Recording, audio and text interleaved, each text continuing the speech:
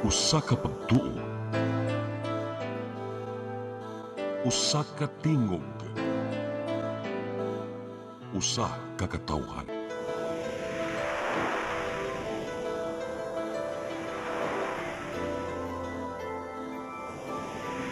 Cebu Catholic Television Network.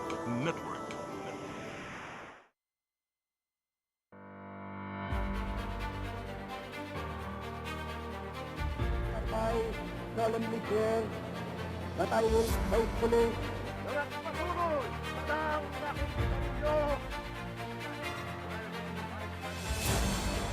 If a prosperous and free democracy can be built in the Philippines upon the ruins of war, the prestige of America, and the American way of life, La más hermosa lección de diplomacia. All this kindness, all this courtesy. They cannot succeed without the support of the people. We cannot succeed without the support of our people. But I was not fighting for lawyers, but for the people. Na kagalang-galang na bumubuo sa ika-10 Kongreso. In times of financial and economic stress, I, Rodrigo Roa Duterte, fulfill my duties as President of the Philippines.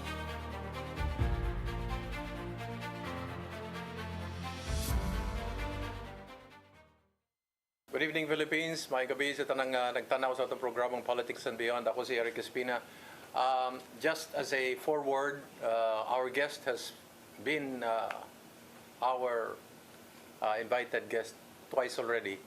And for purposes of kuan lang, kanang para maklaro, everybody is welcome on board. If you want to come and be my guest, no problem, because we are open to discussion and, of course, the rigors of discourse, especially in current events. We're very fortunate to have former Congressman, Attorney Glenn Chong. Mayong gabi, Congressman, Attorney. Kuya Eric, maayong gabi sa imo ha, sa mga suking tigbiminaw sa imong programa. Maayong gabi. O salamat for your continued patronage sa programa ni Kuya Eric. Oh, thank you. Your initial assessment of Day 8 of the impeachment trial of VP Sara? Well, for me, ang ako magyong tanaw ani is all theatrics. Okay. The prosecution will try to extract every bit of juice to portray the vice president on the negative side. Para especially now nga ning taas og dugang ang trust rating ni Vice President Sara Duterte from 56 to 57%. So they will try to, you see, makita ni mo na sa discussion talking about assassin, o di ba, violence, because these are the things that would interest the people and throw the Vice President in a bad light. Even if ang testigo is not really competent to testify. For example, si Attorney Matibag, I view him as not competent to testify. Because like for example, nang testify siya about katong affidavit nila sa Kanyas. No personal knowledge. Gigamit nila in the investigation of the threat becoming a plan to kill the president, and then the plan to kill the president becoming a threat to national security. So di ba, kung nakainom-dum mo mga kaigsuunan, nag-mention siya of 5 ka standards. One is pattern of violence. So ang una katong gibugbog ni Vice President ang sheriff. Well, that's okay. Pakita nimo. Ikaduha, katong kang Las Cañas nga ingon siya nga si VP is at the core of the tokhang na ayaw na lang po sila, kidnapa na lang, ilubong sa kwari. So di ba nagbasa siya? And this was timely objected by the prosecution, by the defense. In fact, niingon bitaw si presiding officer Escudero nga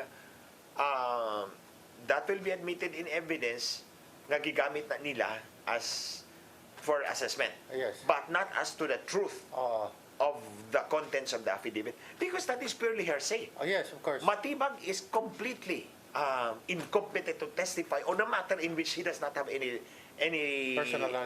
personal knowledge, and he has nothing to do because he is not the author of the statement. He was just simply reading it. Oo. And then kanina, di ba, gipangutana siya. Gipangutana siya kung ning tuo ba mo di ana. Oo. Niingon siya nga something like at first di wala. Oo. Pero later on ning tuo sila. Oo. Oh, what's the difference? What's the difference? Gitagaan nimo og wait ang usa ka statement in which the author was never even investigated. The author was never even invited by the NBI. Wa gani ka mangutana unsa wa gani nimo gi cross-examine na lang ang nagsulat ana nga affidavit. Di ba pro forma na siya nga kung inana, I mean, imong ipatawag yun, di ba? Yes, it is supposed to be, especially kung ingon ta premier investigative agency ang NBI. Airtight case. Oh, kung if that's what they want. Muna akong giingon, they're not after building an airtight case. They're after theatrics. Okay. Gusto nilang gubon si Inday Sara at tubangan sa publiko using the impeachment. Oh, and then they will just deliver the coup de grace by convicting her. You're saying kudikra. Oh. Murag, will that happen, imo tanaw? Is the direction towards that nga murag ang Well, humihon, Marcos stands to lose everything if Inday wins. so he has to And that's where our interest lies. That's- Sa interest sa katawhan. Nga kinahanglan mo daog si Inday so that Marcos can be brought to account for his crimes against the people. how would you explain the kuan ba? The division of the house based on colors, and the colors are somehow blending together. What used to be kuan gyud kanang nemesis colors against each other Yes. are now In the joining old days. in the old days. In the old days. Mabanhaw siguro ng mga tawanan na makita nila minsan kuyog. Kuya Eric, in the old days, klaro ang division. Klaro mga color Klaro ba? ang division. Karon murag rainbow. Bitaw mo na siya. So, kana bang Maglisod kag discern. I've asked people who are let's call them para sabtan las mga tao, mga pinglawan, mga yellow, mga red. Murag they prefer to be with ang ilang punto is the friend, the enemy of my enemy is my friend. Murag ginana ang ilang gawas. Yes, Murag bag anybody except Duterte. Murag ginana bang ilang tanaw Yes, ba? mo bitaw na nga ang pula nag-merge og ang yellow. So mo siya ng orange. Unya ang orange nag-merge og ang pink. So mo na silang peach. Okay. So peach na sila karon. Kay kuha naman siya red ug yellow, orange. Orange ug pink, peach. So peach na silang tulo karon. How do you find kaning how the presiding officer Senator Chis Escudero is handling as presiding officer? If I were the Very patient? If I were the presiding officer yesterday, I would have excluded the testimony of Matibag altogether. Okay. Especially katong kang Las Cañas. Because that is totally hearsay. Napay usa ka hearsay ditong dako kayo. Katong sa second nga standard. Katong gravity or seriousness of the threat. Nga well, it's serious, it's grave nga. There's a threat to the head of state and the head of the parliament, Congress, at least sa one house. But ang bugat dito, Kuya Eric, mga kaisuran, katong niingon siya nga, even our foreign counterparts, we talk to our foreign counterparts, nakiistorya mi sa among mga kakusa nga agent sa ubang nasod. Niingon sila, look, tanawa ha, simple lang ang banat. Niingon sila nga kung kana siya gibuhat na diri sa among nasod, gitangtang na siya. You see? Gipriso na siya, gitangtang na siya as Vice President. But then, my question is, did you present the foreign agent in court? Niingon lang ka nga singon siya. That's hearsay. That's chismis. Niingon si Batibag nga niingon ang foreign counterpart. Pero the foreign counterpart was not presented in court, was not subjected to cross-examination. Si Batibag lang ang niingon. But how can we take his word for it? Hearsay, mga kaisunan. Chismis. That should have been excluded. Hearsay, nadungog, pag uman, imo lang broadcast. Niingon sila.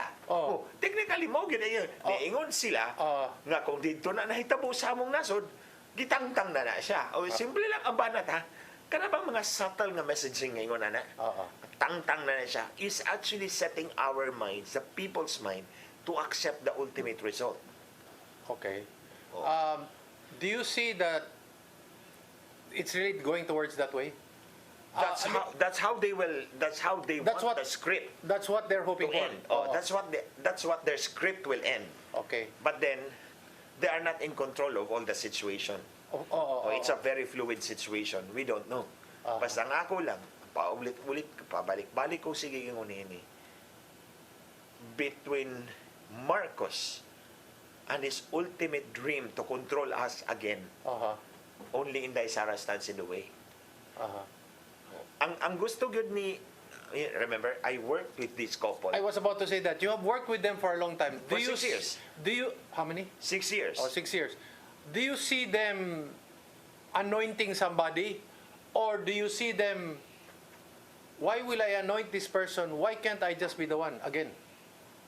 Do you see that happening? Kuya Eric, that's a very good question. Originally, we were looking ang atong gitanaw nga si Martin. Si Martin Romualdez ang mo hold the fort until the son becomes of age. Okay. Because kay baog yung ko nga si Lisa wants her son, si Sandro Marcos, to become president. She would want to duplicate Imelda's achievement. Okay. Nga ang bana, nagpresidente ang anak ng presidente, mausad siya. Especially the case of Lisa Marcos, kay alipin raman niya si Marcos. Okay. Si BBM. Si Marcos. Di man yun kung tawagan si Bongbong Marcos. Bobong Marcos, to be more precise. Okay. Si Bobong Marcos, alipin ra na niya. Mao po na iyang anak, alipin na sana niya. In other words, she will be the one in control of the government for the next 18 years. Do you think, knowing her, 6 years, is it in the orbit, in the satellite of her thinking na kung walang iba, ako na lang tatakbong presidente? Oh no, she will not. She will not do that. She will not run? She will not run. She would rather be the power behind the throne. Okay. And which is exactly what she's doing now. Maugi na siya ang nagpadagan sa atong gobyerno. So originally si Martin ang pang-plug between Marcos Sr. and Marcos Jr. Si Martin, then ang anak. Because the anak is not yet qualified. Dili pa man qualified ang yung anak, bata pa. So si Martin. But eventually they ended up fighting against each other.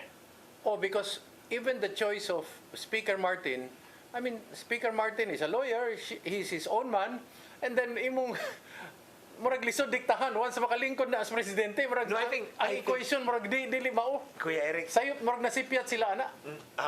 I think ang giawayan nila ang maleta. Of course. If you remember, ang 18 Marines nag-deliver og luggage, malita dito kang Marcos.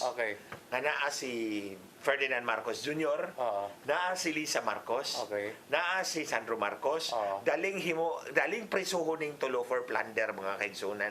Daling prisuhon. Ang testimonya lang sa 18 Marines nga nag-deliver sila og luggage or maleta nga may kwarta, naa ang tulo shoot sa plunder ning tulo. Now, pila man to kamalita, marag 8 raman siguro itong gideliver. Ang problema, 8 ray gideliver kang Marcos, 50 gideliver kang Martin. Mo nang nasuko siya. Mahiya naman kayo. Mo to yung sona, mahiya naman kayo. 8 malita lang natanggap ko, 50 kay Romualdez. Di ba? So, ingon na unta ang plano nila. Maunta to, nag-away Si Martin, si Speaker Martin mo ilang murabag kuan kanang hold the fort. Hold the fort. Hold the fort until the son becomes of age. Pero ang problem is, naisahan sila. Mas daghan og nakuha ang kwartang usa. You mean to say, wala gina nila na input nga, he is his own man, and when he becomes president, he is... No, I think, Kuya Eric, there was one time, they were really looking at, ang tingin nila kay Martin is uto-uto. Pero abogado ba na? Abogado. Abogado, but I don't know if he really knows his law. Okay. I don't know if he knows how to write a pleading. Okay. It's a different story. Like si Lisa Marcos. How many times have I told the public? Hindi man na abogado, dakilang office manager na.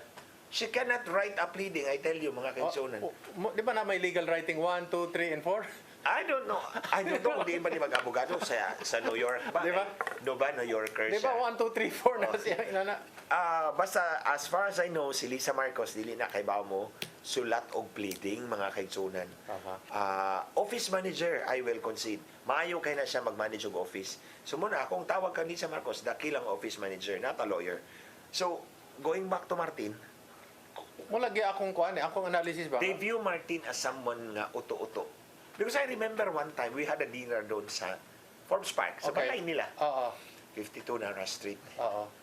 Di ba, pirmi mag-dinner? Puro na mga dagkong balay din na sa Nara. Yes, oo. Kana sa Forbes, dagkong mga balay na. Sa South Forbes Park. ang Kikas Northman. Kuan kaning bilyon ang mga mga balay din. Bilyon ang mga balay nila, oo. Uy.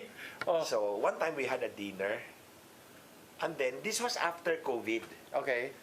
Or, I think it was after COVID. Gikatawan nila si Martin. Oo. Si Lisa o si Bongbong. Okay. Kay mao pa kunoy unang nagpaturok og Chinese nga Sinovac. Sinovac. Sinovac. Gikatawan nila. Mura pag minus ilang pagtanaw kang Martin. Mubo ilang pagtanaw kang Martin. They don't regard Martin as their equal. Okay. Mura, yun na, ang tanaw ni Lisa Marcos kang Martin, isa ring alipin. Oo. But it appears that the alipin has a better way to get more money. Murag na i-focus. Oo. more focus siya dito. Okay. Basta pa ito ako na hinumduman, mga kaigsunan, ang 18 Marines, mas daghan o gideliver nga malita kang Martin kaysa dito kang Marcos, according to their allegations. Kanino, kay mo magani pirming mutuhop sa publiko, they're talking about grave threat and then akin to national security. Ang ako pong pakutana, is the threat to VP Sara also a case of national security when Politics and Beyond returns?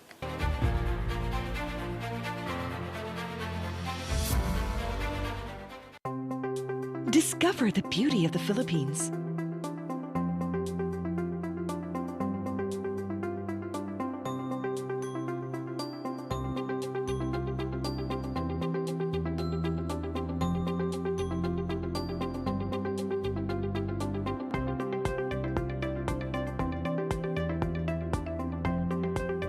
With Philippine Airlines, the country's flag carrier.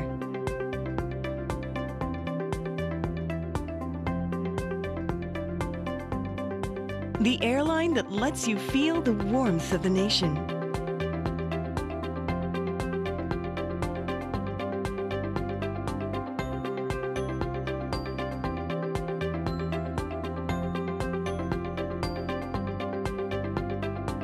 Mabuhay!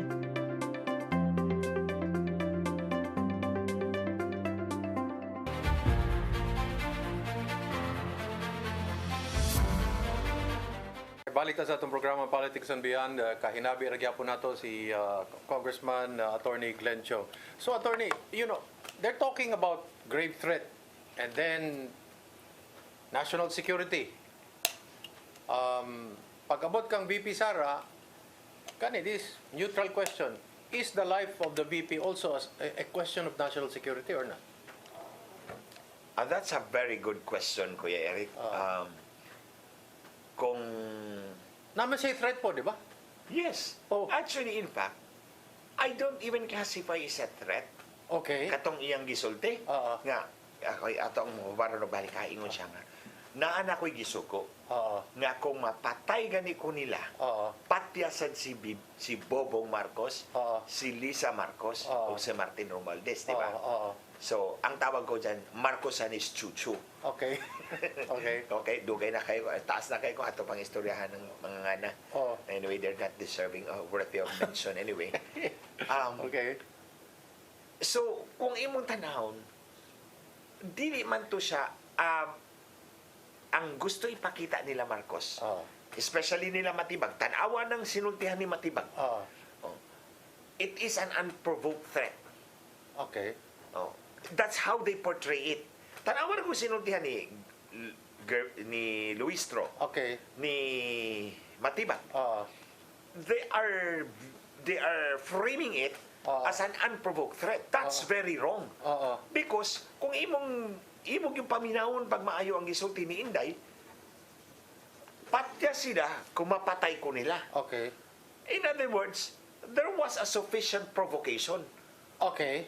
Para niya ma-utter itong mga words. That's not a threat.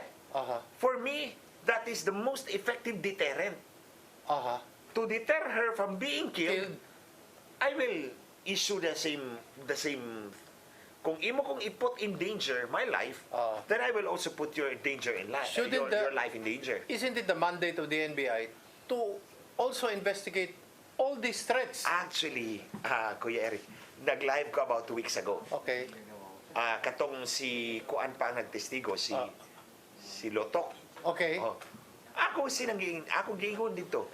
Kining giistorya ni Vice President Sara Duterte is not a threat. Whatever you call it is not a threat. Because it is a means to preserve her life.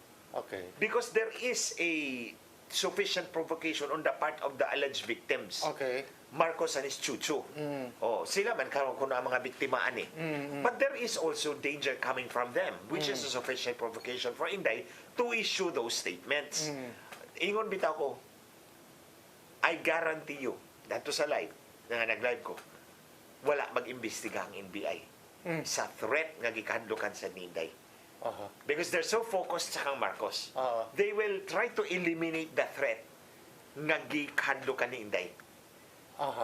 They will try to eliminate that. Tanawa ra gud ang sinultihan nila. I'm very particular sa the way they talk. Tanawa ang the threat of Inday, yung banta ni Inday. They forcibly erase the if condition, which is a very, very big if actually. So if you put the if on the equation, it throws a monkey wrench on their story. Nga, this is an unprovoked threat. Bitaw na paulit-ulit ako ngayon, this is not an unprovoked threat. And then persistent ko no ang threat. Persistent ko no. Persistent kay iyan. Pero if man ka, there's a big if. What if? What if? So, you cannot quantify. You cannot appreciate the whole statement if you remove the if. If you remove the if, that's when you get an unprovoked threat, which is a grave threat. But if you put the if back, kung ila ko mapatay, patya sila. It's a different story. Yes. I call that preservation of life. And that's the most effective deterrent because I also experienced that. Nagianan ako, Kuya Eric.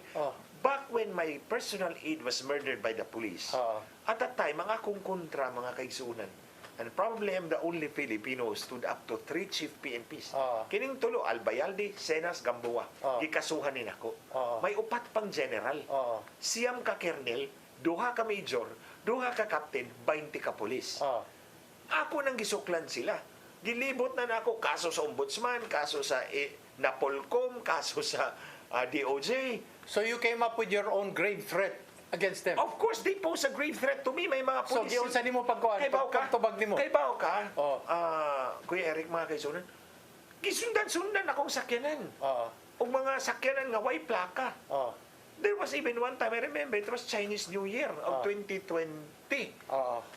Nagukod-gukod min sa sud sa Ortigas, kaya naalagi sunod-sunod. So, ning naog ko, ning ato ko sa asaw sa ka-building, akong driver, gatuyog-tuyog, hangtod, nasunda niya ang nagsunod niya.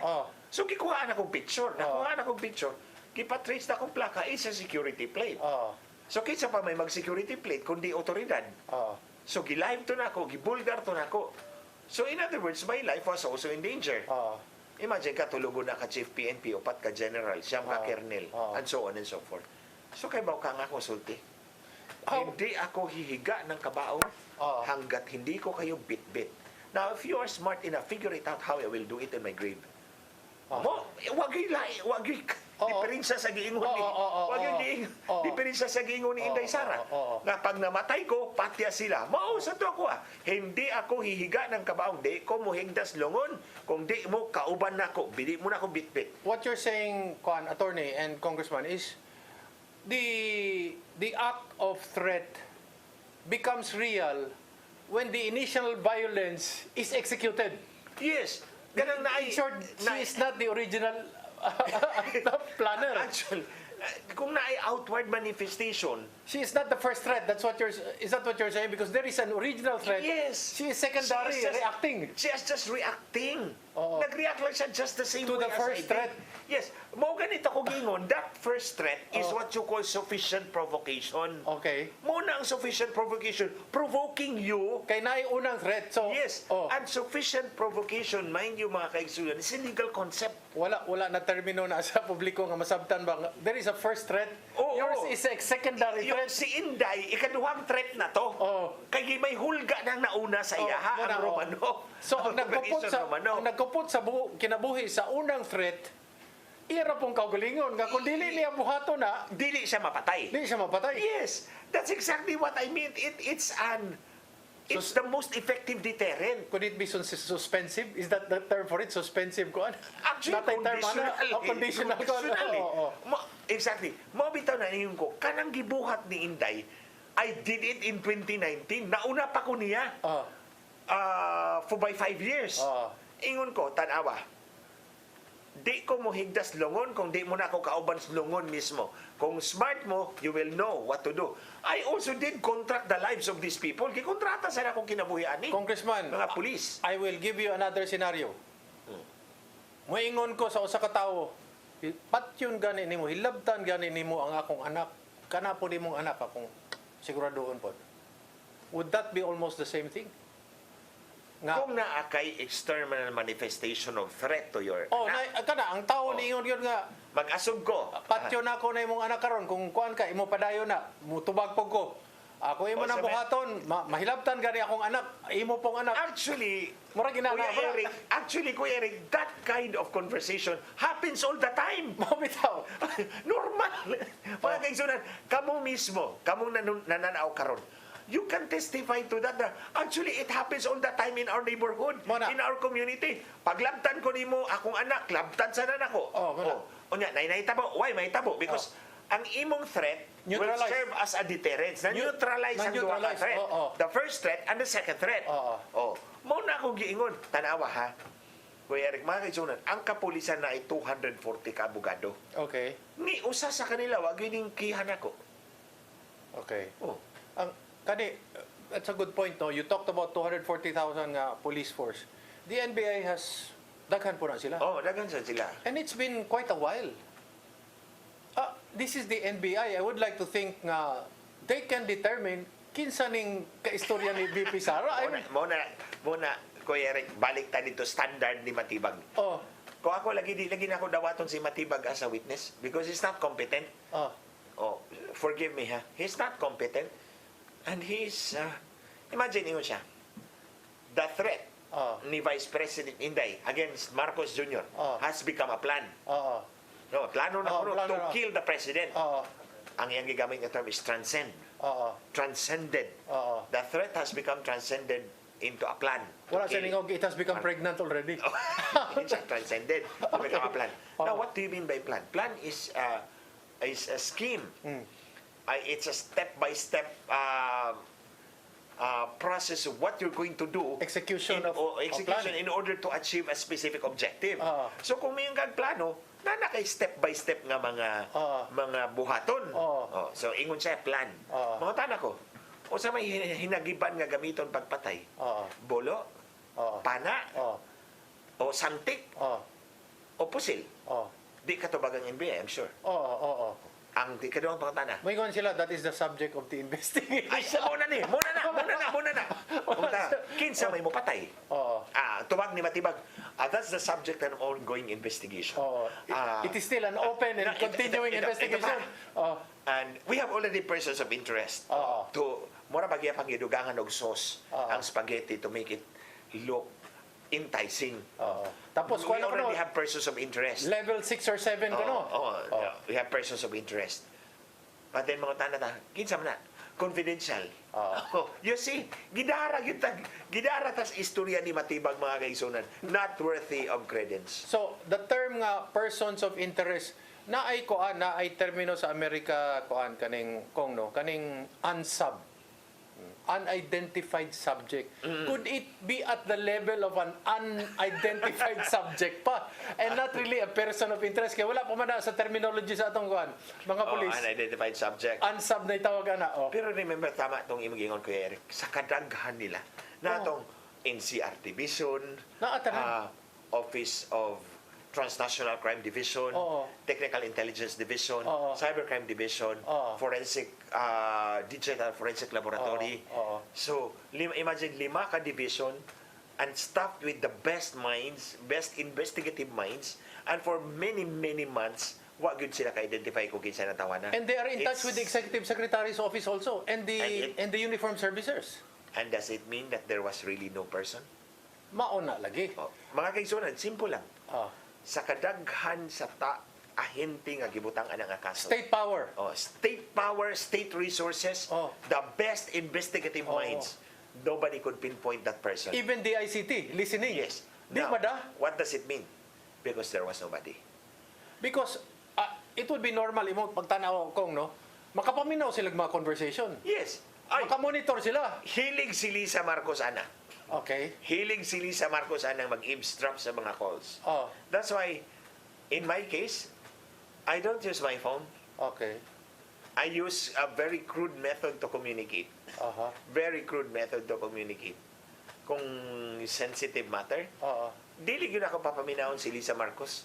So, with all this, Hilig kay siya ng wiretapping. with all this, kuan ba? Believe me. And then the DICT has it, and then, I'm sure naagyo ng DICT, mga pinaka-advanced, no? No, dili ang DCT si Lisa Marcos na And then, and then, that is the point. If there is really somebody, an assassin that has been hired, then they could have picked him up already. yes, already, Identified him. Sa chatter. Sa kinatsila pa, insigida. Oh, sa chatter. Ma-pick up na ni mo ang chatter nila. Kung naagyo na, the fact is that wala. Wala. Mao na akong gingon kaganina sa akong live. Pareho sa ni sa akong experience ato mga pulis nga akong napapriso. Okay. Akong gi-confront ang team leader. Mo ni imong coordination form Oo. nga gigamit para ma-justify ang operation pagpatay kang Richard Santillan. Oo. Yes. Ingko na sa ubos na ipangan nga General Marlon Madrid. Na ipirma. Oo. Ang tubag, mao pareho kang matibag. Oo. Ang akong pangutanan na ay pirma, Oo. which is the equivalent of na-identify nimo ang killer. Yes, yes. Ang tubag, hindi po, authorized po yan dahil dumaan po yan sa lahat ng opisina hanggang umabot po doon sa kanila at bumalik sa amin. Oo. Bisan kung saan ako siyang cross-examine, mauragin ka po yung tubag. Yung tubag, oh. Parehugin kang matibag. Di kahon. Oo, maugin kang matibag nga. Meron na kaming ongoing investigation, meron kaming persons of interest, pero confidential. Oo.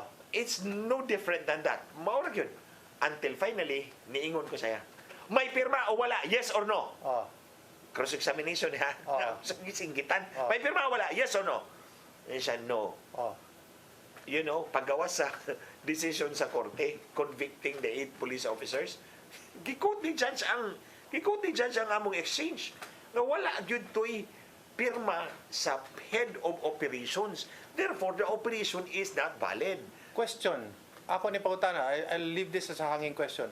Could the impeachment court say, we're going to recess to have an executive session regarding confidential matters kanang sa NBI? Kung nagyo ngalan nga magawas, pwede ba nabuhaton sa impeachment court sa pagbalik sa atong programa Politics and Beyond?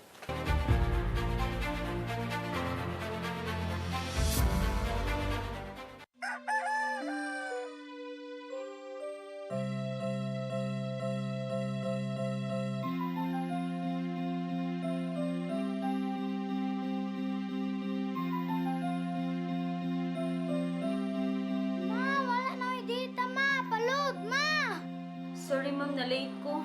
Nangita pa mong ko para internet sa kong anak, ma'am. Ay, wala na yung problema. Pag sinisibo. Sinisibo, sinisibo. For your internet connection. And for the signal of your cable TV. So fast and straight, the transmission to your home. Sinisibo. Sinisibo, Sinisibo offers you to have fiber optics. For your viewing experience, perfect and clear, so fast. So great and affordable for you to enjoy. Sinisibo. Sinisibo Television Network Incorporated offers fiber to the home broadband internet. Bundled with fiber to the home, cable TV connection. Cine Cebu Television Network Incorporated, with its operation in Metro Cebu and the whole province of Cebu soon. And affordable for you to enjoy. Cine Cebu.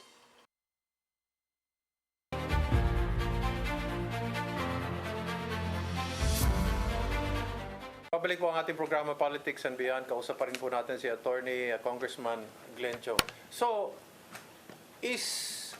kung kanang pareha na si NBI Director Matibag, pwede bang buhaton na itong executive session ng korte? Nga para masulti niya ang kinsa ng mga unsay progreso sa investigasyon, asa na sila, kinsay mga line-up nga na-interview nila, pwede ba na sa korte? Kuya Eric, tigamnan yun itong mga nahong ni Matibag. Especially you, kay ikaw nang utana, ako nin tubag. Mga kaisunan, nothing can prevent the Senate from postponing cutting the impeachment proceedings for the time being, go into executive session, ipatawag si Matibag. At kung ako ang presiding officer, I will do exactly just that. To test the credibility of the witness. Beaber, asa man tong mga pangalan ng imong mga persons of interest. Anyway, we're included in executive session. Pag ingon tag executive session, mga kaigsunan ng mga senador ay naadid to. O ang witness. Sige, executive session tayo. Tingnan natin kung sino-sino mga pangalan na sinabi mong persons of interest. What is the level of their involvement? Asa naman ang level sa inyong investigation? Are you near or far? Are you about to file a case or are you still building up the case? If only to test the credibility of the witness. Kay mao yung gihimong mantra nga. Ginahimo na niyang mantra ba nga every time na ipangutana, may ongoing investigation kami. May persons of interest kami. Who are those persons? You're not privy to it because that's confidential. How vital is the term fitness of the Vice President for public office? Because murag mo na direction, that will be the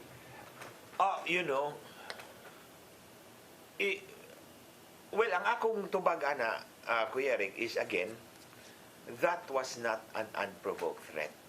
Kung kanto lang iyahang gisulti ang imong basihan for fitness of office, that was not an unprovoked threat. There was a first threat. She only responded with a rebuttal threat. Di ba? May first threat coming from Marcos and Chuchu. So, ning issue si Inday og counter threat. Ingno na lang natong counter threat in order to neutralize the threat. And in fact, she's alive. Her family is safe. Because of that. Mo ganin ako gingon, that's an effective deterrence. The key word there is deterrence. Kung maulang na, she's very well fit to be president. Katong imong giingon nga sa laing nasod pa na dugay na nang gikasuhan, dugay na nang natanaw, natangtanggal. Pero sa ubang nasod, naman sila malaprohibitom gyud anang mga kanang just the mere mention of a threat against a sitting president or even vice president, that in itself is already a crime. It's a special it's a special law. Dili sa ato wala man siguro na. Wala. You will fall into the RPC na siya. Revised Penal Code for felonies. But kung ingon man ganina na nahitabo na sa ubang nasod, there is also a threat coming from the incumbent president. They will also investigate everybody. Investigate everybody. Unlike in this case, kang NBI, di ko nila imbestigahan ang threat against Inday. Ang kay Marcos lang. Because ang ilang framing is this is an unprovoked threat. That's why she's not fit to hold office. Muna ilang framing sa issue. Ako na yung pakutanan nimo, no?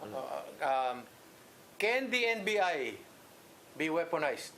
Of course. Through the DOJ? Yes. It can be weaponized, and that is exactly what is happening now. Would that be similar to what happened to Juan Ponce Enrile also? With 1989, a case was filed against him, rebellion, complex with murder, yes, I remember that. Frustrated murder. Actually, kung ikaw ang presidente, you have these agencies at your disposal. Because our president is very powerful under our system. Unlike sa Amerika, di ba? And then, Kong, if you remember, the NBI director there, who was told by the DOJ to file that case and to enforce the necessary arrest, resigned. because he was a lawyer and he knew there, and he was a human rights lawyer, and he knew that He knew that it there was no not- such yes, animal, no? Yes. And the name is Jose Antonio Carpio, who is from Naga. Oh, this one's different. Oo. This one, this NBI director now, Oo. he's willing to be used as a weapon. Okay. That's how I see it. Okay. So, okay, next na kung gusto ipangutana. Kaning punto sa box, how do you see the way the presiding officer decided on this? Well, they granted the subpoena Oo. because it will only require a majority vote, not 2/3. Okay. Remember? Yes, Kasi yes. basin maghuna-huna ta na, alam, mapildi yun si Inday Ani kay ang box gipabrihan. Okay. Ang box gisupina. Okay. Okay. But you have to understand that in this case, the impeachment court will rule on simple majority. Okay. Motion lang yan eh. Okay. Subpoena, they move to be issued as To have it, oo. subpoena. Oo. So, motion yan, so majority lang. Oo. Unlike in the case of a conviction, unlike in the case of an impeachment na decision, 2/3. 2/3. Oo. That's, nakataga na yan sa bato. Oo. Ito, majority lang. So, there's yet no danger so Okay. far as, you don't look at it as endangering Sara. Okay. MR on the decision of the presiding officer. Kay murag, I heard Attorney Poe was saying walang rules on the MR regarding decisions made by the presiding officer. Yes, on the that's motion. an okay. Wala ko no. But again, I don't know. If They you, can file a motion for reconsideration. wala ko no sa rules. So, murag, kuhan sila, murag uncertain sila. Pero best practices sa US, you can come up with an MR the on rules- procedural and evidentiary. The rules of court is suppletory. So, pwede. Yes.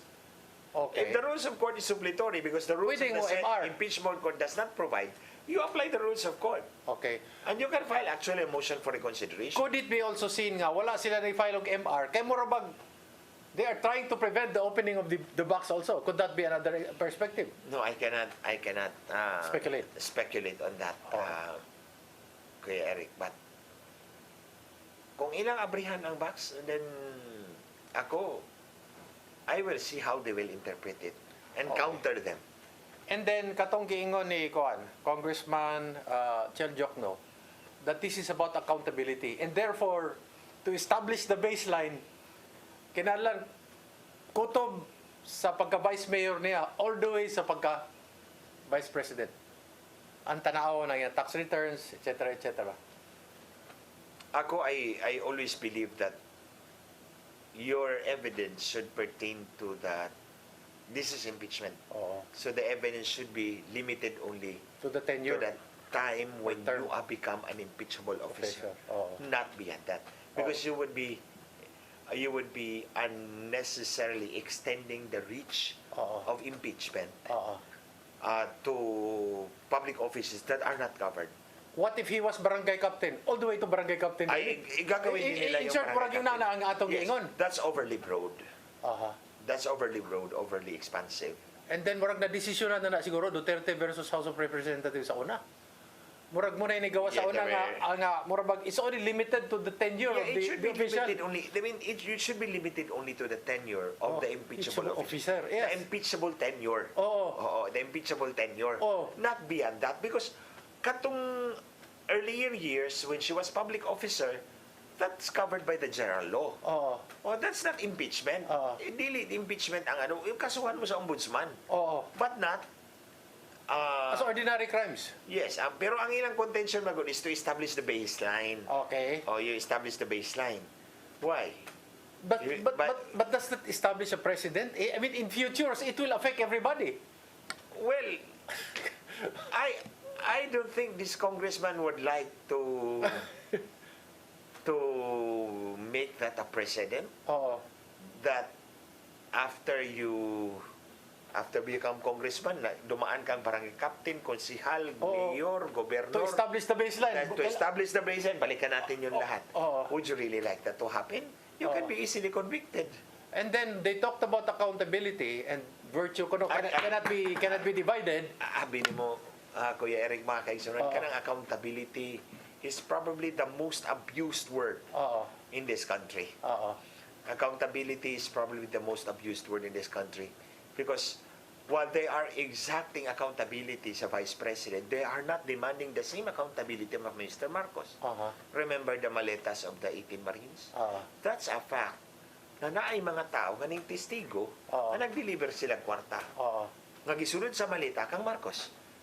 Simple ra na mga gisuna, ang 18 Marines, especially di man sila ang tanan, na ay some of them, ning testigo, publicly, opening themselves up for a suit for libel or perjury.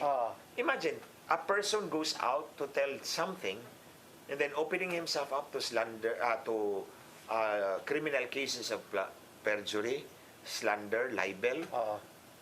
So, naana siya nga fact. Why are we not investigating that? Katong nag-deliver silang malita nga may kwarta. Kang Lisa Marcos, Bongbong Marcos, ug Sandro Marcos. Dito sa Ilocos Norte. Why are we glosing that fact while exacting a demanding accountability kay Inday Sara? When FM Junior said nga mahiya naman kayo, konti lang ang malitang natanggap ko. Who was the audience? Senators and congressmen, di ba? Yes. Specifically his cousin. Wala dito si VP Sara. Murag absent. I suppose wala siya dito. So, who was the audience? Kisa iyang gipasamtan. Silang iyang mga cohorts. So, it begs the question now, nga, marabag, kay ko lagi na, Kuya Eric, mga kaisunan, mahiya naman kayo, kunti lang yung malitang natanggap ko, mas marami yung sa inyo.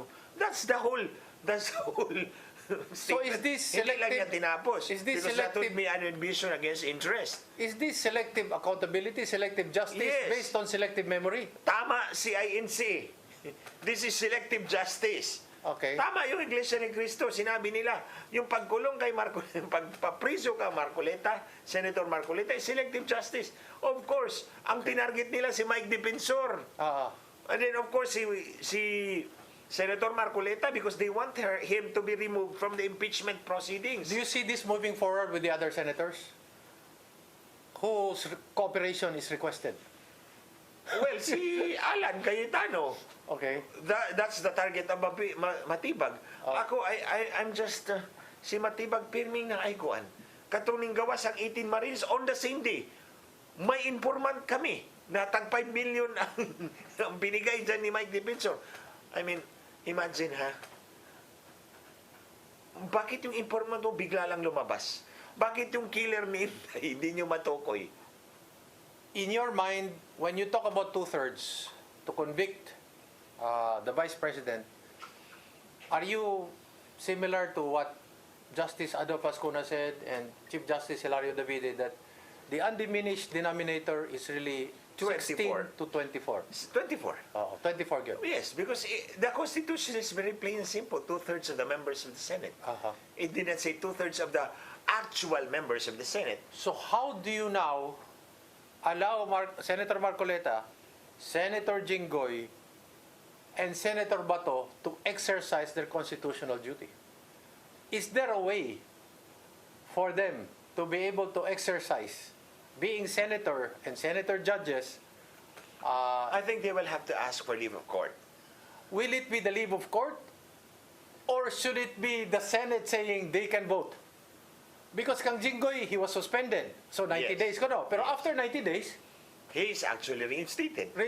So, nothing is stopping them from monitoring the impeachment, correct? Malamang, isuspend naman sila.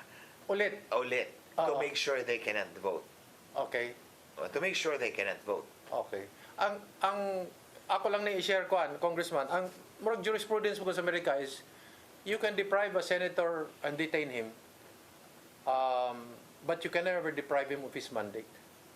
He will always be a senator. I think that's founded on sound legal principles. Because that the mandate is independently given by the people. Di man siya mayor, di man siya gobernador, senador ni. Yes. The mandate was independently given by the people to their representative. So even if the representative is detained, he is still the representative for as long as he has not been replaced. Yes, Because, kaning soul ba? Because the only way to recover that mandate by the people is by electing another one. Yes. Oh. That's what I even call political justice. So, muna giingon nila, they should be allowed to vote. Yes. Because I would agree with that. the constitutional duty to be an impeachment judge is much higher than ordinary legislation. Yes. So, there must be some weight given. So, how do you allow Senator Marcoleta Well, or it depends now on the presiding officer if he has the balls to go against Malacanang. if the senators decide nga, we should allow them to vote. And then don't go through the courts kay kung or Court of Supreme Court na say timeline dugay kay na. Yes. Oh. That will depend on how the presiding officer will handle the issue. Okay. Otherwise, if he commit a misstep, he will find himself also in jail. Okay. Another point. Kani ako ran kay Muna na akong gingon, Kuya Eric. Kani mga politiko nga dugay na sa posisyon. Oo. You cannot trust them with solving the problems of our country. Kamao sila nga di sila maulanan? Why? Because they have been so politically entangled for a long time. There are so many entanglements. There's so many political entanglements. Hingi ako ng pabor sa iyo, bigyan kita ng pabor, hingi akong pabor dito, hingi akong pabor dyan, bigyan akong pabor dito. These are what I call political entanglements. So that when the time comes that you are there to lead your people, you cannot lead effectively. Tapos kung malinis ka, you're a big threat to the system. Yes, of course, that's a different thing. That's a different thing. But if you are malinis, limpyo ka nga pagkatao, and you have the will to do it, to do it, force you ka nga ipatuman, you can solve the problems of this country. Ako ning i-short circuit ko ano. Example lagi na ako si Chis Escudero. He's been there for a long time. That's why he cannot move. Because if he commits a misstep, he will end in jail. Okay. If he will not do it, masuko ang tao sa iya. Pwede siya offeran as Vice President? Murag i-offer na someone else. At to someone else? Oo. Okay, kani ako na ipakutano. I-offer na nila sa someone else. Kani, personal question na ako, no? If the Senate decides, now, Senator Marcoleta, this is the approach, ako, the way I see it, ako lang gusto ng ang mandate sa Constitution ba, na makabutar ni sila, whether for or against, I go with your proposition, nila. But my point is, allow them to vote, because technically, basta kung, if you're absent, or you abstain, it is counted as not guilty, di ba? Supposed to be, di ba? Yes. Di ba? Supposed to be, because it's always in favor of... Yes, because of the constitutional presumption of innocence. And that's if one. you want to say this person is guilty, it You must be have a to positive... yes, it must be a positive action that says you're guilty. You have to make a positive act. Yes. Of voting for conviction. For conviction. Any passive act it should be interpreted in favor of the accused. Yes. Of the respondent. So, I don't know, kahit yung defense, tinatawag nilang accused This is not a criminal case, actually. Yes. She should be properly called respondent only, not respondent accused. Okay. Because Inday did not commit any crime as far as I see it. I'll ask you, kay congressman man ka, abogado pag yun ka, what will stop Senator Marcoleta, Senator Jinggoy, or Senator Bato on the sentencing day after monitoring by TV or by radio the proceedings? And anyway, they can rewind it. They can ask for the transcripts from their offices. Actually, they can ask for the transcript from their offices office and read it. And even from the presiding officer, di ba? Yes. Okay, now, they go through it. They vote. They execute an affidavit notarized by Glenn Chong. Okay? And then, for example, and transmit it. And it's transmitted officially. Yes. To the impeachment court. That would be an official act. Okay? Because it is a private document which is already made public. Yes, with the notarization. And it presumes regularity. You're giving a good idea to Bato. It presumes regularity. Hindi na siya kinahanglan o pagkita dito, padala na lang siya. And it is admissible in court. Yes. An affidavit, di ba? Duly notarized, di ba? This is my vote. What will stop Can the court say, no, you cannot do that? Baka naman sasabihin ng impeachment court, that's against the rules. Yun naman yung natin. Muna sa NATO that's what we are going to contend with. They will say that's not provided in the rules. On that basis, you will know already unsay lihok sa impeachment court. Yes. Di ba? Ultimately, tanaw na to how they will act. For me, that would be a good testing, Yeah. Ipanotarize ni mo. And then kung patawag ang notary public, si Attorney Glenn Chong, may makaingon lang nga, bisita din pag umani, lakaw mo na yun. Dili, ikaw ni nga dos prisuhan. Ako ni nga dos prisuhan. Dili, si Senator Bato ba? Ikaw may ninotary. Ako'y kasuhanan ng obstruction of justice. And then you could not make a citizen's arrest because, he was with somebody. Di ba? Dahil siya mga bodyguard. Ang ako is, I do not recognize the jurisdiction of the ICC. I have no obligation to arrest him. Correct. Anyway, I am not a law enforcement officer. Correct. So wala ko'y duty to arrest him. Pag nilakaw siya, I'm only a citizen. I could arrest him if I believe that I have a reason to arrest him. But since I do not believe that he should be arrested, then I did not arrest him. I'm very strong on letting the senators vote, irregardless of guilty or not guilty, basta follow the mandate of the Constitution. Pero when you talk of warrantless arrest, the person must be in the act of committing a crime. Is about to commit a crime. Yes. Or has just you have a committed personal knowledge. Tatlo yan. The person is committing a crime right in front of you, in flagrante delicto. The second one, the person is about to commit a crime. And the third one is the person has just committed a crime and you have personal knowledge about it. Fugitive from justice. So, si Bato does not fall under any of those as far as I'm concerned. A fugitive from justice ka? No, he is not a fugitive from justice. He's not a fugitive from justice because there's no court ruling that he is a fugitive from justice. There's a process. Kasi Justice Secretary lang ang nagsabi niyan. Si NBI Director lang ang nagsabi niyan. They are not competent courts of law. You're saying it is executive fiat. Oh, yes. Basta ako, I have under no obligation to arrest Bato. Okay. Because he was not committing a crime, about to commit a crime, or has just committed a crime in front of me. Okay. Di ba? Some observers say they should not go through the route of the Supreme Court or leave of court because they have their own time. They have their own time and motion. Kung ako, I will still respect the court. Okay. Pag-file pag-yapo kong leave of court. Regardless of what the result will be. Pero napag yung affidavit. Senado. Affidavit of vote. Okay. That's what they should call it, affidavit of vote. Para maklaro ba? What do you think of this? But I think, Kuya Eric, that would be a good optics for these senators na under detention, deprived of liberty, that they will file their affidavit of vote at the end of the proceedings. Sentencing day? At the end of the proceedings, yes. So the public will know. The public will know. And then sa appeal sa affidavit, Attorney, kaya ikaw may notary public, ang explanation sa ilang vote. Yes, and then appeal sa affidavit nila, yes, they can say nga, we have been monitoring actually. And the part na nasa ilang sworn declaration. I will post the envelope further.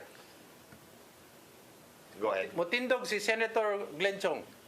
Your Honor, I'd like to make a manifestation. What is it? I have a question here. I'd like to make this one. And then, by the way, Senator Bato texted me, and I'm going to read this because he is also going to participate in the proceedings. What do you think as a lawyer? Robin Padilla could very well do that.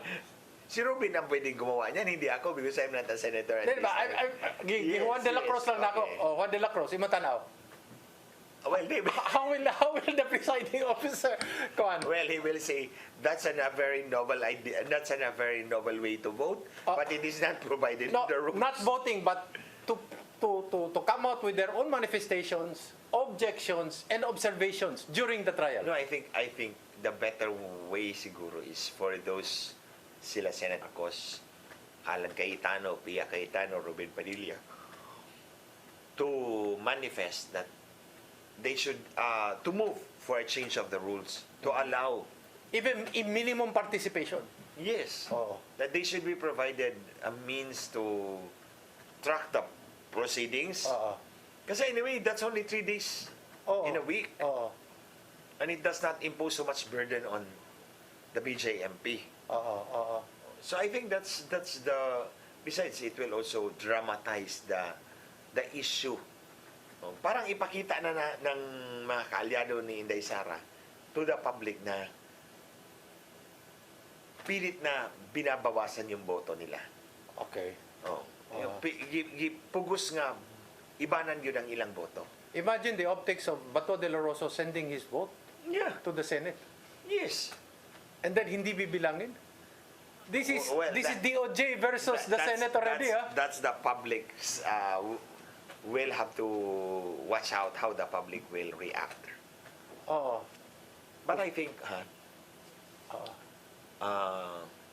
Final word lang, 1 minute. Yes. Kaning, bakit, ngano nga, kasuhan na si BP Sara, and then, but the surveys do not reflect the narrative in the Senate. yes, that's true. That's correct. Why is that? Very briefly lang. Kuya Eric, mga kaigsunan, I always go back to my original nga assertion na, di ba? Nganong si Inday, despite all the negative publicity, the black propaganda, public trust still remains high. Nga naman. Nganong si Marcos, walay black propaganda, is languishing at negative 21, negative 7, negative 11, pumili ka lang. Nasa ano siya nasa refrigerator siya palagi. Di ba, negative ang temperature ng, o nasa Antarctica siya palagi. Negative palagi ang kanyang rating. I think the reason behind that is that at the time ng kampanya sila, Inday was hugely popular. Okay. In other words, ang political base ni Inday, ang political base of support ni Inday is so high that even if you keep attacking her, maibanan man, it would still be high. Unlike kay Marcos, Marcos was not very popular. Numerical, para lang masabtan nila. What is the basis of this numerics that you mentioned? Katong sa eleksyon. Katong sa eleksyon. Ang kang Inday nga 32 million is true. 32 million. That's the muna ang ihang popular base. 32 million tinuod na. Marcos was only 24 million. Didugangan nila og 8 million para mudikit kay Inday. So, because of that, 31.8. 31.8, yes. Kay 200,000 nilang diferensya. 32 si Inday. Kang Marcos, 31.8 is fake. It's only 24. So, because mubo ang iyahang... Dali kayo mapanaog. Yes, mubo ang iyahang political base. Anytime ma-shaken ang iyahang credibility, negative yun sa dayon. Dali kayo. Si Inday, because taas ang iyahang political base, bisa pag-usahan mo igo, maibanan man, taas lang yapon.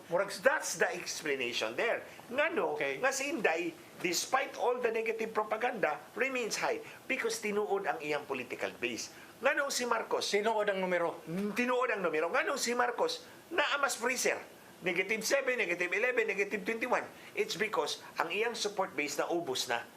Mubo ang iyang support base and less loyal to him. Okay. So, dyan po nagtatapos ang ating programang Politics and Beyond. We'd like to thank Congressman Attorney Glenn Chong. As always, nota bene, the program is also open to whoever would like to come along and explain their own point of view. Para ho, may credibility naman tayo at may makinig din sa atin. Kasi para patas po ang laban. This has been Eric Espina. Kung pirmi na akong isulti, I love you, Philippines. Thank you very much.